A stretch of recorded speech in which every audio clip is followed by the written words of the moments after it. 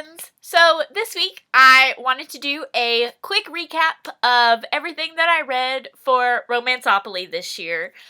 I finished the challenge last week, and so I just wanted to do a quick video of what the spaces were, or what the spaces were called, what I read for the space, and then I went through and figured out which month I read them in, so if you want to know what I thought about the book, you can look up that monthly recap. So, first of all, here is my board. I have a star sticker on every space.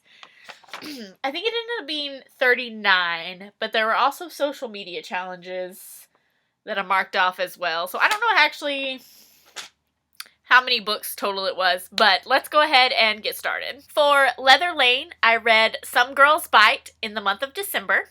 There was a library space, which I counted Culty, which I read in January. Next was Kick-Ass Lane, which I read Burn For Me in December. The two subway stations for downtown, I read Rhythm Court and Malacan in March.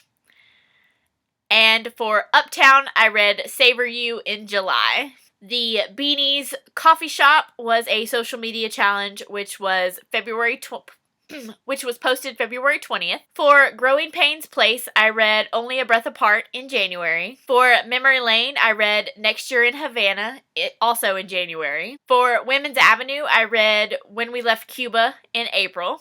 For College Row, I read The Risk in February. For LGBT Lane, I read Perfect Rhythm in December. For Freedom Friars, I read Misadventures of a Curvy Girl in July. For the Bus Spot, I read Love and Gelato in February. The Cover Beans Coffee Shop was another social media challenge. I posted that one May 29th. For Sweet Street, I read Dr. Strangebeard in April. Next was another library space, which I counted Meet Cute, which I read in April. For Bad Boy Circus, I counted Clipped Wings, which I read in July. For Erotic Eves, I counted Hotter Than Ever, which I read in February. For Warrior's Way, I counted Dark Lover, which I read in October. For Magic Row, I counted Rage, which I read in August. For Creature Crescent, I counted Inspire, which I read in April. Next was the Cafe Nook Coffee Shop Social Media Challenge, and I posted that one September 15th. For Cozy Corner, I read He Will Be My Ruin in October. For Military Muse, I read Midnight Rescue in November. For Murder Mill, I read Two Can Keep a Secret in January. For the Taxi Space, I read Ride Hard in November. For Faraway Land, I read Dance of Thieves in January. For London Street, I read Steam and Sorcery in October. Next was another library space, which I counted Well Met, that I read in September. For Alien Avenue, I counted The Darkest Star, which I read in September. The Book Bucks Coffee Shop Social Media Challenge was the very last thing I completed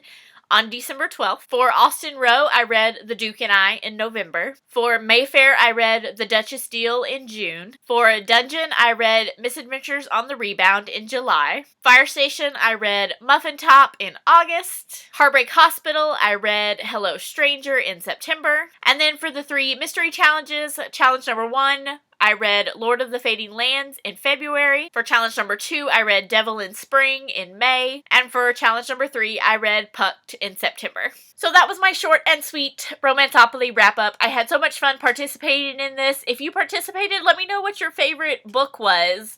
Maybe I could add it to my 2020 TBR. Thank you guys so much for watching, and I'll see you guys next week. Bye.